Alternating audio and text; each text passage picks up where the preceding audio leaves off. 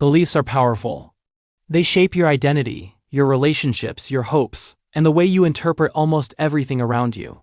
But what if the beliefs you hold aren't rooted in truth, but in comfort? And what if letting go of them isn't a matter of logic, but survival? Welcome to the final lesson of the science of thinking. In the last lesson, we explored cognitive bias and how the brain bends reality to stay comfortable. Now we're going deeper, into the most mysterious illusion of all, belief. Why do we cling to certain ideas with unshakable confidence? Why do we defend them even when presented with overwhelming evidence? And why, once a belief becomes part of our identity, does changing it feel like losing a part of ourselves? To understand belief, you have to understand one fact. Your brain is a prediction machine. It needs a stable story about how the world works so it can anticipate what happens next. That stability is crucial. If your beliefs shattered every time new information appeared, your sense of self would collapse under the weight of constant uncertainty. So the brain does something clever. It prioritizes coherence over truth. It builds a worldview first, then filters information to protect it. This is why two people can look at the same event and interpret it in completely opposite ways. They aren't seeing different realities. They're seeing different narratives. Their minds take the same raw data, but the story beneath it, the belief system, guides what gets emphasized, ignored, or explained away. Once a belief attaches to identity, logic takes a back seat. Neuroscientists at USC discovered something remarkable during fMRI scans. When people were shown evidence that contradicted their political beliefs, the regions of the brain associated with physical threats and pain lit up. In other words, being wrong feels dangerous. Changing your mind feels like stepping into uncertainty, and uncertainty feels like death to a prediction-driven brain. So the brain protects the belief, even if it's false, even if it's outdated, even if it hurts you. You don't hold beliefs. Beliefs hold you. This is why conspiracy theories flourish. They aren't appealing because they're logical. They're appealing because they offer clarity and certainty in a chaotic world. The human mind hates randomness. It wants causes, motives, patterns.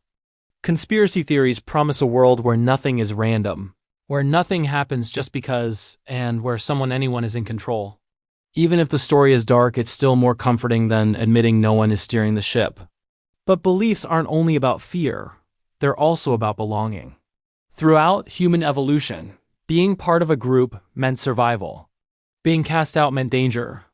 Today, that instinct survives in our social wiring. Many of your beliefs aren't earned through deep thought, they're inherited through the culture, family, and community you grew up in. Belonging comes first. Reasoning comes later. When a belief is tied to a community, letting go of that belief feels like losing your tribe. It feels like exile. That's why people double down even harder when challenged. They're not defending an idea. They're defending their place in the world. This explains a strange phenomenon researchers call identity protective cognition. When faced with information that threatens a core belief, your brain doesn't evaluate the data neutrally. Instead, it evaluates how dangerous it would be to your social identity if you accepted it. If the cost is too high, the brain dismisses the evidence without you even realizing it. It's not dishonesty. It's survival.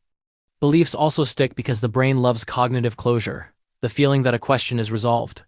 Uncertainty feels like an open wound, closure feels like healing. When you accept a belief that ties the world together neatly, your brain rewards you with a sense of order and calm. And once that reward is given, the belief locks in. But here's something just as fascinating. Belief is not just mental, it's physical. Neurochemistry plays a huge role. When a belief gives you meaning or belonging, your brain releases serotonin, dopamine, and oxytocin. These chemicals reinforce the emotional bond to the belief. This is why belief feels so powerful. It's not just an idea, it's a chemical experience. So if beliefs are emotional, chemical, social, and tied to identity, how do they ever change? Contrary to popular opinion, facts rarely change beliefs. What changes beliefs is experience. A moment that shakes the foundation. A conversation that bypasses defensiveness. A story that reaches the emotional brain instead of the logical one. Sometimes change happens slowly, over months or years, as small cracks in a belief finally widen enough to let the light in. Other times it's sudden, a single moment that reframes everything. But the truth is, changing a belief isn't about replacing one idea with another. It's about building a new identity that can support a different worldview. You don't change beliefs by force. You change them by expanding the story you tell about yourself. When your identity shifts, beliefs follow. Think about a time you used to believe something strongly, something you defend passionately, and today it feels like a different person held that belief.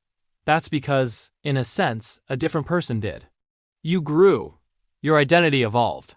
And the old belief no longer fit the updated version of you. Belief, at its core, is a story the mind tells to make sense of the world. Some stories help us grow. Others keep us stuck. Some bring people together, others tear them apart.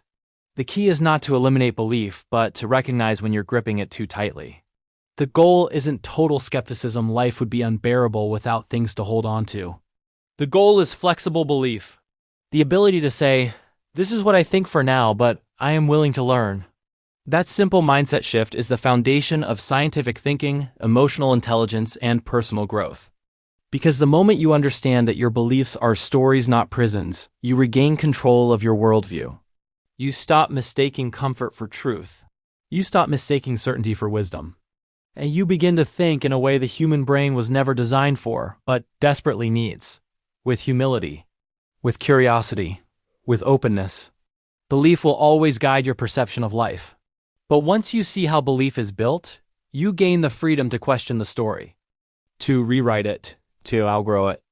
That is the real power of understanding your mind, not to eliminate illusion, but to recognize it. And now we've reached the end of the science of thinking. We started with perception, learning that your brain edits reality before you even see it. We explored choice, discovering how decisions rise from the subconscious long before you notice them. We examined memory, the storyteller that rewrites your past. We studied bias, the force that bends truth to protect comfort. And now, belief, the final illusion, the story you live inside every day. These lessons weren't meant to make you distrust your mind, but to help you understand it. Because the moment you can see how your thoughts, memories, and beliefs take shape, something remarkable happens. You get to participate in the process. You get to choose awareness over autopilot, curiosity over certainty, growth over comfort. Your brain will always rely on shortcuts, biases, and beliefs. That's how it survives. But now you hold the map of the system. You can step outside the illusions even briefly and see the architecture behind the curtain. If there's one thing to take from this course, it's this. You are not trapped by the stories your mind tells. You can question them. You can update them. You can write better ones. Thank you for being curious enough to explore your own mind. Stay curious, because the most fascinating thing you'll ever study is the one doing the studying. Please like and subscribe. It really helps me out a lot.